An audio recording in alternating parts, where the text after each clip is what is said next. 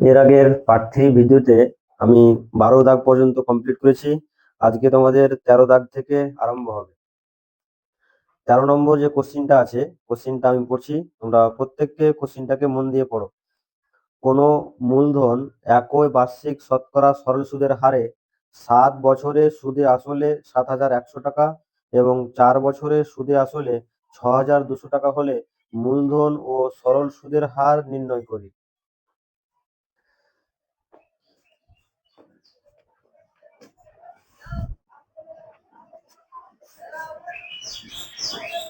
তেরো দাগের অঙ্কটা দেখো, খুব ইম্পর্টেন্ট একটা অঙ্ক। এই অঙ্কটা প্রিভিয়াস ইয়ার মাধ্যমিকও এসেছে। এখানে একটা জিনিস দেখার বিষয় হচ্ছে, দেখো এর আগে আমি যতগুলো অঙ্ক করেছি 1 থেকে 12 পর্যন্ত, সবগুলোতে যে কোনো একটা টার্মে মান নির্ণয় করতে বলছিল। হয় পি বের করতে বলছিল, হয় টি, হয় আর, না হয় কি আর এর মানটাকে নির্ণয় করতে বলছিল। আর এই অঙ্কটাতে দেখো একসঙ্গে দুটো জিনিসের মান নির্ণয় করতে বলেছে, মূলধনও নির্ণয় করতে বলেছে আর সুদের হার মানে পি আর আর দুটোরই মান আমাকে কিন্তু নির্ণয় করতে বলেছে। তাহলে যে দুটো নির্ণয় করতে বলেছে সে দুটোকে আগে ধরে নিচ্ছি।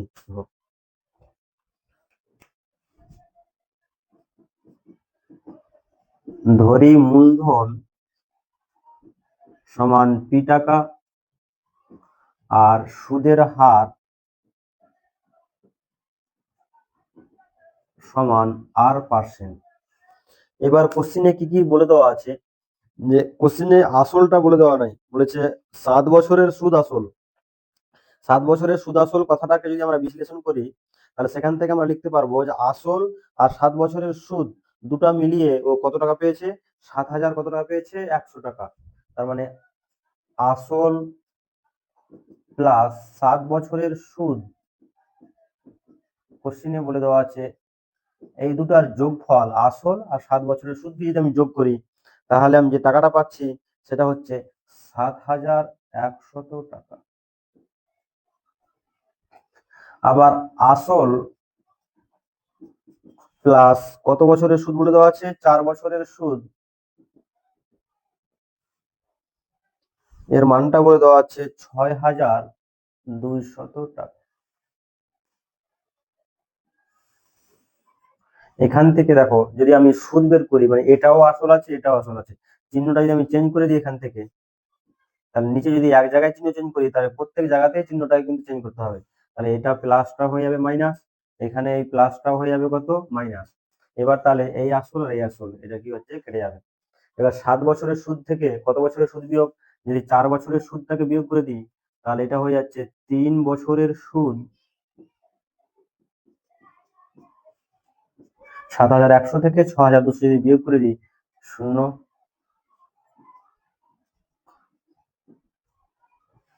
3 বছরের সুদ হচ্ছে কত টাকা, 900 টাকা। তাহলে 1 বছরের সুদ,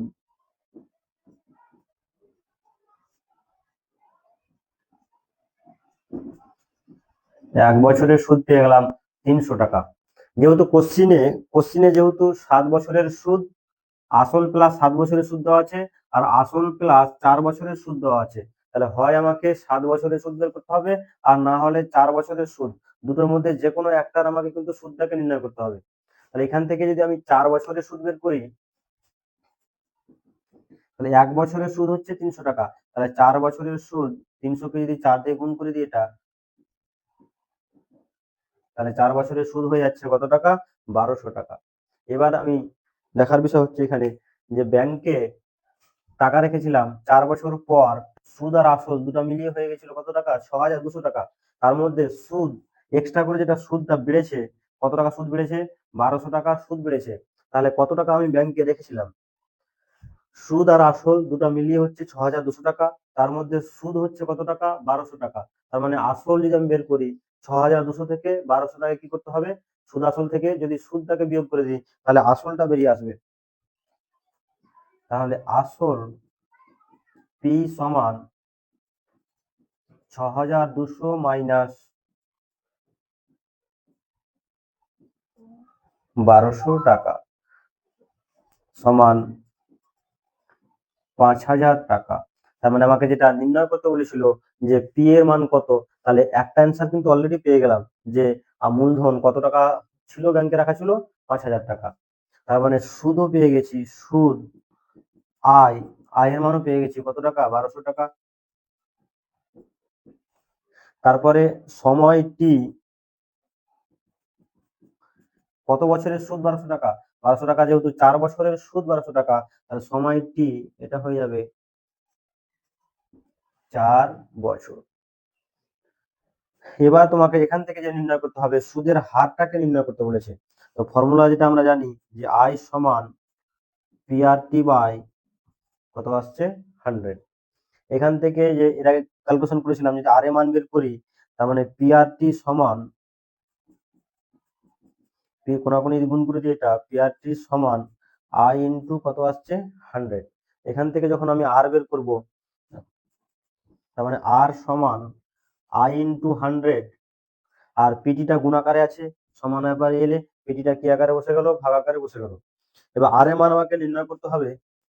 ফর্মুলাটাতে আছে I into 100 by P into T. এই অঙ্কের ক্ষেত্রে আই এর মান তো আমার জানা আছে 1200 টাকা, পি এর মানও জানা আছে কত টাকা, 5000 টাকা, আর টি এর মানও জানা আছে 4 বছর। মানটাকে বসিয়ে যদি কাটাকাটি করি, তাহলেই কিন্তু আর এর মানটা বেরিয়ে আসবে। এবার দেখো আর এর মান যখন বের করবো এখান থেকে, বা আর সমান I into 100 by P into T, তো আই এর মান তোমরা দেখতেই পাচ্ছ, আয়ের মান কত এসছে 1200, তাহলে এখানে আয়ের মানটা বসিয়ে দিলাম 1200 ইন্টু 100 বসে গেল।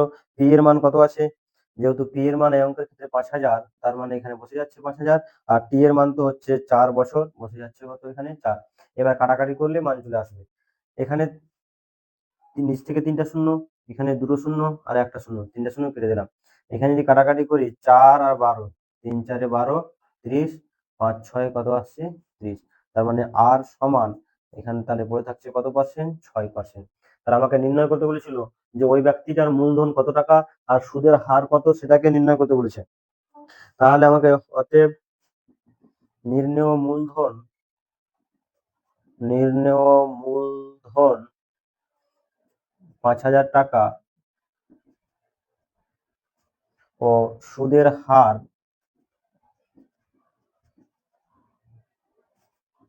6%। এই অঙ্কটাই প্রিভিয়াস ইয়ার তোমাদের 2022 এই কোশ্চিনটা তোমাদের এসেছিল। খুব ইম্পর্টেন্ট একটা অঙ্ক। এই সেম টাইপের অঙ্ক তোমরা প্রয়োগ 25 নম্বর প্রয়োগে তোমরা দেখতে পাবে, একই টাইপের অঙ্ক আছে, শুধু ডাটা 25 আর 26 ওই দুটো প্রয়োগ এই একই টাইপের প্রয়োগ একবারে সেম ওখানে করে দেওয়া আছে। তো এই অঙ্কটা তোমাদেরকে, যেগুলো ইম্পর্টেন্ট অঙ্ক থাকবে আমি একটু এক্সট্রা চিহ্ন দিয়ে রাখবো, তোমরা কিন্তু ভালোভাবে এই অঙ্কগুলো কোনো মতেই ছাড়লে হবে না, এগুলো কিন্তু সুন্দরভাবে অঙ্কটাকে করতে হবে। আর একবার সংক্ষেপে 1 মিনিট অঙ্কটা আমি বলে দিচ্ছি। দেখো অঙ্কর মধ্যে কিন্তু বলে দেওয়া ছিল আসল আর 7 বছরের সুদ 7100 টাকা, আসল আর 4 বছরের সুদ 6200 টাকা। আমি কি করেছি, নিজের সাইনটা চেঞ্জ করে দিয়েছি, তাহলে আসল আসল কেটে গেছে। 7 বছরের সুদ থেকে 4 বছরের সুদ বিয়োগ করলে 3 বছরের সুদ 900 টাকা, 1 বছরের সুদ এসেছে 300 টাকা, 4 বছরের সুদ হয়ে গেছে 1200 টাকা। ব্যাংকে আমি যখন টাকাটা দেখেছি, দেখছি যে আসল আর সুদ দুটো মিলিয়ে ছিল 6200 টাকা, তার মধ্যে 1200 টাকা হচ্ছে সুদ। তার মানে আমি কত টাকা ব্যাংকে রেখেছিলাম, তাহলে আসল যেটা আসছে সুদ আসল থেকে সুদটাকে মাইনাস করে দিলাম, তাহলে আসল বেরিয়ে গেল কত টাকা, 5000 টাকা। এবার 5000 টাকা, পি এর মান জানা, আয়ও জানা 1200, টিও জানা 4 বছর, ফর্মুলা সমান আই সমান পি আর টি 100, ফর্মুলাতে বেশি কাটাকাটি করলে মানটা চলে আসছে। দেখো সেম ভাবে আমি তারপরে অঙ্কটা 14 দাগের অঙ্কটা পড়ছি। একই সময়ে অমল রায় ব্যাংকে এবং পশুপতি ঘোষ পোস্ট অফিসে 2000 টাকা জমা রাখেন। এখানে দুজন ব্যক্তির কথা বলে দেওয়া আছে, অমল রায় আর পশুপতি ঘোষ। অমল রায় টাকাটা রাখলো ব্যাংকে, আর পশুপতি ঘোষ 2000 টাকা রাখছে কোথায়, পোস্ট অফিসে। 3 বছর পর তারা সুদ সহ, যে ব্যক্তি ব্যাংকে টাকা রেখেছে সে টাকাটা পাচ্ছে 2360 টাকা, আর যে পোস্ট অফিসে টাকা রেখেছে সে টাকা পাচ্ছে 2480 টাকা ফেরত পান। ব্যাংক ও পোস্ট অফিসের সরল সুদের হারের অনুপাত নির্ণয় করতে বলেছে। যে ব্যাংকের ক্ষেত্রে সুদের হার কত ছিল আর পোস্ট অফিসের ক্ষেত্রে সুদের হার যে কত ছিল, ওই দুটোর মানের অনুপাত নির্ণয় করতে হবে। তাহলে আমাকে ব্যাংকের ক্ষেত্রেও সুদের হার বের করতে হবে, আর একবার পোস্ট অফিসের ক্ষেত্রেও সুদের হার বের করতে হবে। তাহলে চলো অঙ্কটা এবার আমি শুরু করি। এবার দেখো 14 দাগের অঙ্কটাতে কি কি বলে দেওয়া আছে সেটাকে লিখছি। মানে একজন টাকা রেখেছে ব্যাংকে আর একজন টাকা রেখেছে কোথায়, পোস্ট অফিসে। তাহলে ব্যাংকের ক্ষেত্রে,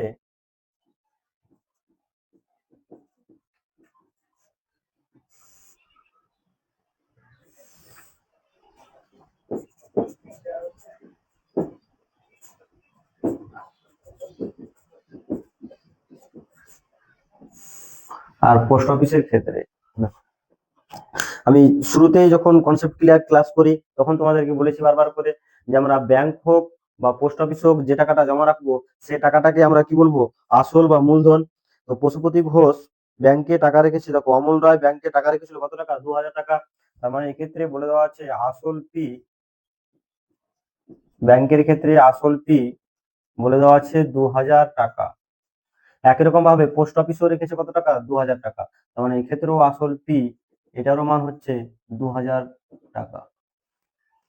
তারপরে বলে দেওয়া আছে সময়টা 3 বছর, সময় টি এখানে 3 বছর বলে দেওয়া আছে। পোস্ট অফিসের ক্ষেত্রেও একই সময়, সময় টি এটাও হয়ে যাচ্ছে কত বছর, 3 বছর। সুদ, তাহলে কত টাকা সুদ আমরা বেড়েছে, আমি ব্যাংকে টাকা রাখলাম 2000 টাকা, এবার ব্যাংকে টাকাটা দেখছি যে সুদটা বেড়ে গিয়ে মূলধনটা দাঁড়িয়েছে কত টাকা, 2360 টাকা। যদি 2000 টাকা রাখি আর 2360 টাকা হয়ে যায়, তার মানে সুদ আসল 2360 থেকে আসলটাকে বিয়োগ করে দিলাম 2000 টাকা, তার মানে 360 টাকা। এটা হচ্ছে কি ব্যাংকের ক্ষেত্রে সুদ। একই রকম ভাবে পোস্ট অফিসের ক্ষেত্রেও সুদ 2480 মাইনাস 2000 টাকা সমান 400 কত আসছে, 80 টাকা। তার মানে এক্ষেত্রে যদি আমরা আর বের করি, সুদের হার, এক্ষেত্রে ধরে নিলাম ব্যাংকের ক্ষেত্রে সুদের হারটাকে এটা R%, এক্ষেত্রে সুদের হার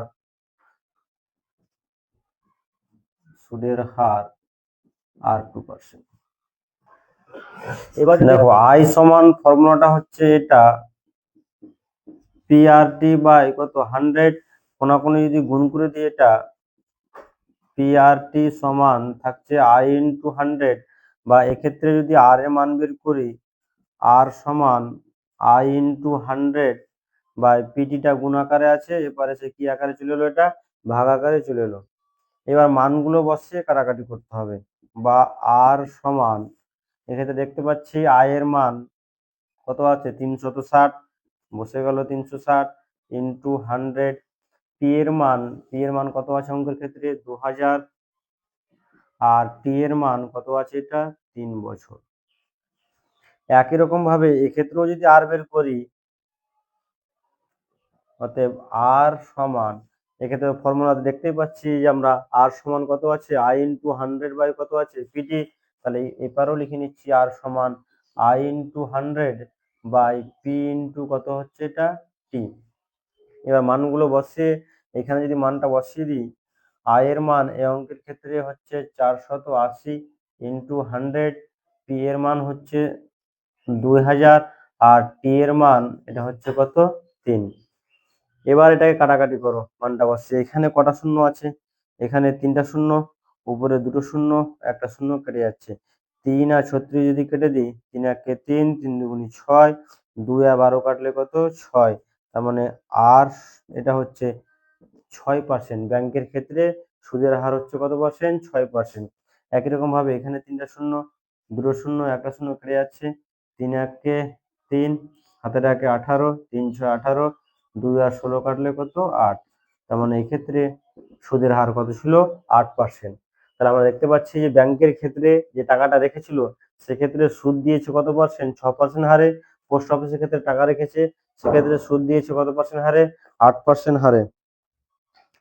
তাহলে যেটা অ্যান্সার লিখতে হবে, অতএব ব্যাংক ও পোস্ট অফিসের সরল সুদের হারে অনুপাত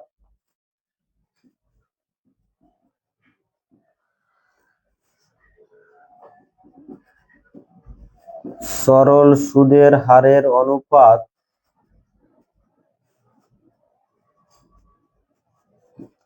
ব্যাংকের ক্ষেত্রে সুদের হার তোমরা দেখতে পাচ্ছ কত পার্সেন্ট এসছে 6%, আর পোস্ট অফিসের ক্ষেত্রে সুদের হার এটা এসছে কত পার্সেন্ট 8%।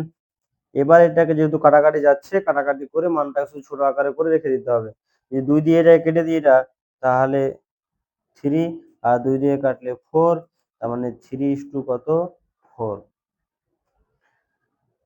তাহলে এই অঙ্কটাতে এর আগে আমরা আর বের করার অঙ্ক 3 থেকে 4খানা আর বের করার অঙ্ক করেছি। সেম ভাবে এক্ষেত্রে ব্যাংকের ক্ষেত্রে একবার এক্সট্রা করে আর বের করতে হচ্ছে, আর পোস্ট অফিসের ক্ষেত্রে এক্সট্রা করে আর বের করতে হচ্ছে। ওই দুটোকে অনুপাত বের করলেই মানটা বেরিয়ে আসবে। তারপরে দেখো 15 দাগের অঙ্কটা শুরু করছি। মানে একটা তাঁত সমবায় সমিতি যন্ত্রচালিত তাঁত করার সময় কত টাকা ধার করেছে ও 15,000 টাকা ধার করে। 5 বছর পর সেই ধার শোধ করতে ওকে 22,125 টাকা দিতে হলো। তাহলে ব্যাংকের বার্ষিক শতকরা সরল সুদের হার নির্ণয় করতে বলেছে।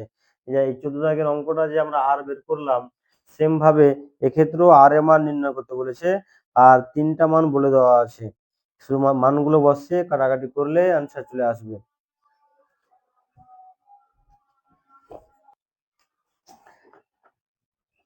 দেখো কি কি বলে দেওয়া আছে, যে ওই ব্যক্তিটা প্রথমে 15,000 টাকা ধার করেছে, তার মানে আসল বলে দেওয়া আছে, আসল পি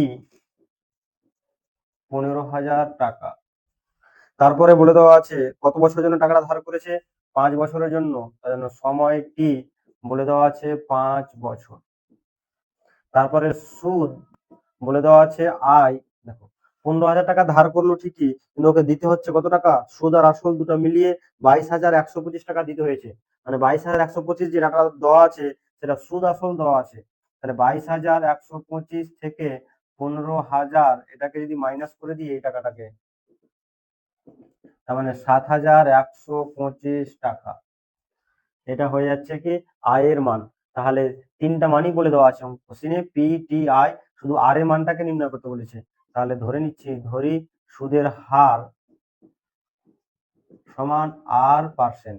তাহলে আমরা ফর্মুলা জানি, এটা আই সমান পি আর টি বাই কত 100। যেহেতু আর এর মান বের করবো, যদি কোনাকুনি এটাকে গুণ করে দিই আমরা, তাহলে এটা আসছে পি আর টি সমান আই ইন্টু 100, বা আরটা বাম পক্ষে রেখে দিচ্ছি, আই ইন্টু 100 এটা বসে গেল, পিটিটা গুণাকার আছে, এরপরে আসলে ভাগাকার বসে গেল পি ইন্টু টি। এবার শুধু মান বসিয়ে কাটাকাটি করলেই আর এর মানটা বেরিয়ে আসবে। দেখো আয়ের মান কত বলে দেওয়া আছে এই অঙ্কের ক্ষেত্রে, আয়ের মান হচ্ছে 7,125 গুণিত 100। পি এর মান কত আছে, পি এর মান হচ্ছে 15,000 ইন্টু টি, টি এর মান কত আছে 5। এবার কাটাকাটি করো, এখানে দুটো শূন্য, এক্ষেত্রে দুটো শূন্য কেটে যাচ্ছে। এবার এটাকে যদি কাটাকাটি করি 5 দিয়ে, 3 5 15, 5 দিয়ে কাটাকাটি করলে এটা 5 একে 5, হাতের 2 21, 4 5 20, হাতের 1 12, 5 2 10, হাতের 2 25, 5 5 25। 3 দিয়ে এটা কাটাকাটি করে দিই, এটা শেষে 5 আছে, যদি 5 দিয়ে কেটে দিয়ে এটাকে, 5 2 10, হাতের 4 কত থাকছে, এটা 42, 5 8 40, হাতের 2 25, 5 5 25। এবার তাহলে এখানে যেটা পড়ে থাকছে, এখানে যখন কেটেছিলাম 5 দিয়ে,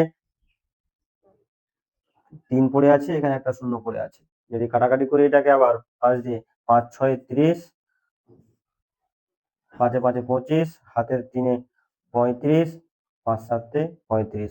আবার যদি এটাকে 3 দিয়ে কাটাকাটি করি, 3 2 6, 3 1 3, হাতের 2 27, 3 9 27, মানে 19/2 কাটাকাটি করে পড়ে থাকছে। আর এর মানটা 19/2, তার মানে 19 কে লবে 19 হরে 2, 19 কে 2 দিয়ে ভাগ, 9 2 18, 9 পূর্ণ 1/2%। তার মানে বার্ষিক শতকরা সরল সুদের হার কত, অতএব বার্ষিক শতকরা সরল সুদের হার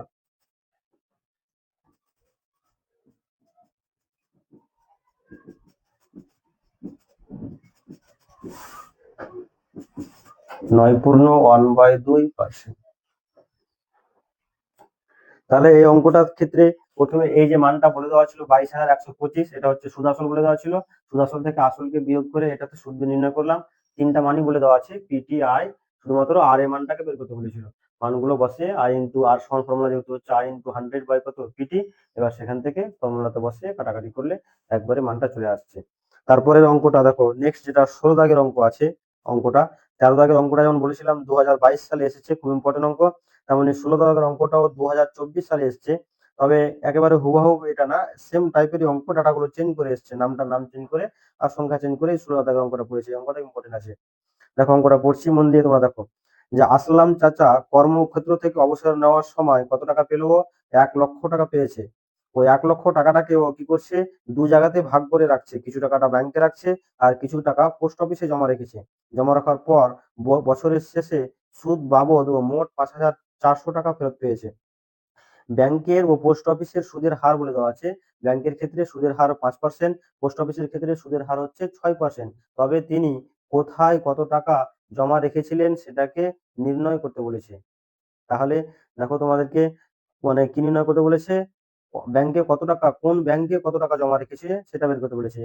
ব্যাংকে কত টাকা রেখেছে আর পোস্ট অফিসে কত টাকা জমা রেখেছে সেটাকে নির্ণয় করতে হবে। তাহলে আমাকে অঙ্কটাতে নির্ণয় করতে বলেছে যে তিনি ব্যাংকে কত টাকা রেখেছে আর পোস্ট অফিসে কত টাকা জমা রেখেছিলেন সেটা নির্ণয় করতে বলেছে। এই সেম টাইপের অঙ্ক 2024 সালে এসেছে। অঙ্কটা খুব ইম্পর্টেন্ট আছে, আমি মন দিয়ে তোমরা দেখো।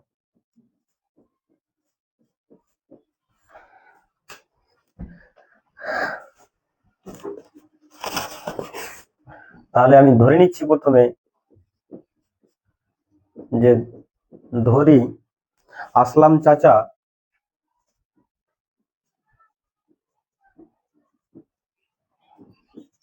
ব্যাংকে টাকা জমা রেখেছিলেন, ব্যাংকে টাকা জমা রেখেছিলেন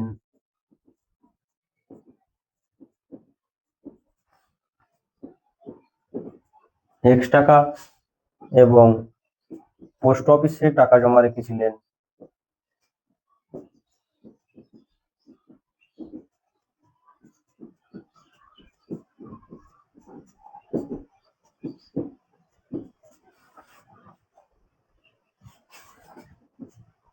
যেহেতু ওর কাছে মোট 1,00,000 টাকা আছে, ব্যাংকে যদি X টাকা রেখে দেয় তাহলে পোস্ট অফিসে রাখবে ও 1,00,000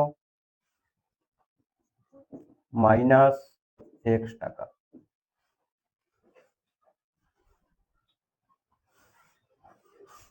দেখো এই জায়গাটা ধরার নিয়মটা একটু তোমাদেরকে বলে দিই, যে তোমার কাছে যদি মোট দেখা গেলো 10 টাকা আছে, তুমি যদি ব্যাংকে 7 টাকা রেখে দাও তাহলে পোস্ট অফিসে আর আমি ক টাকা রাখতে পারবো?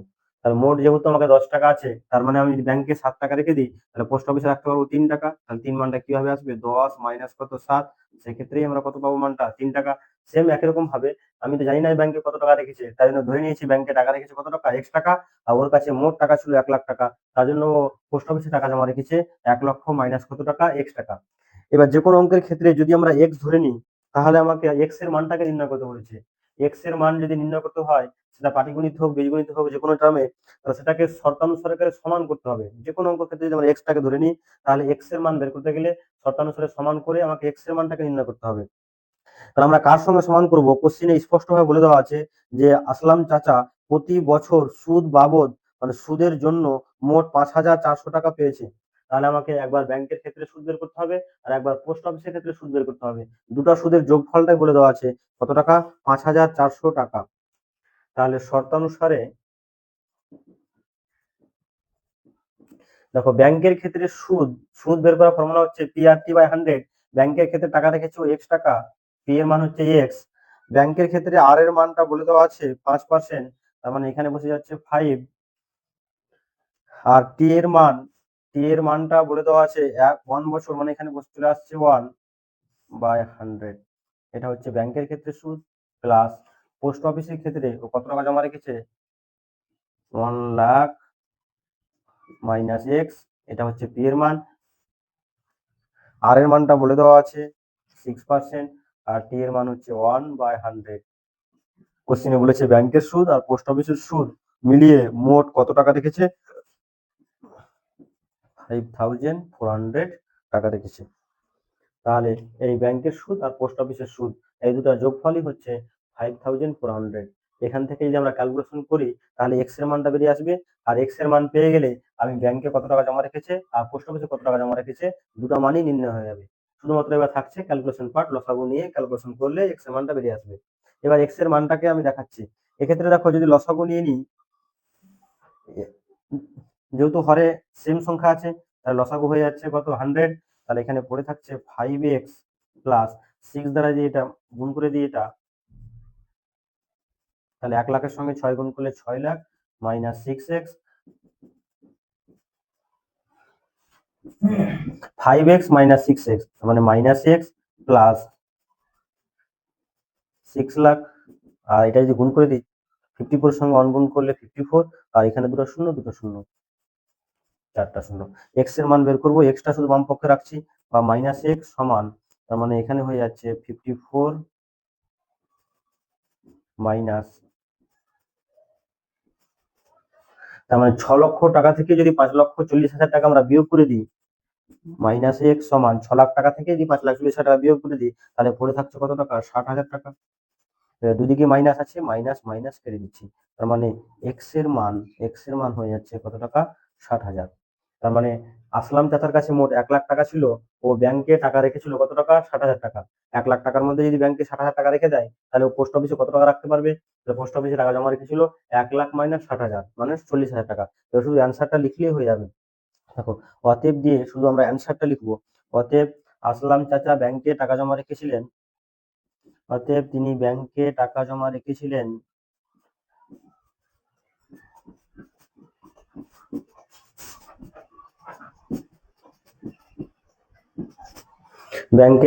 রেখেছিলেন কত টাকা জমা রেখেছে? 60,000 টাকা। এবং পোস্ট অফিসে টাকা জমা রেখেছিলেন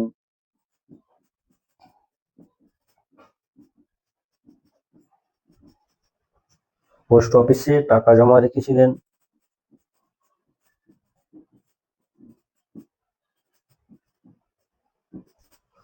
1 লক্ষ মাইনাস 60,000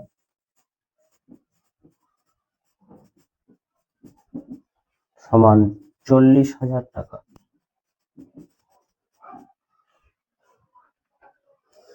তাহলে এই কোশ্চিনটাই বললাম যে এই টাইপের সংখ্যা চেঞ্জ করে 2024 সালে এসেছিল এই একই টাইপের কোশ্চিন, এবং কোশ্চিনটা ওদিকে 13 আর 16, এই 16 দাগের মতো সেম টু সেম 17 দাগের অঙ্কটা আছে, ডাটাগুলো চেঞ্জ করে দেওয়া আছে।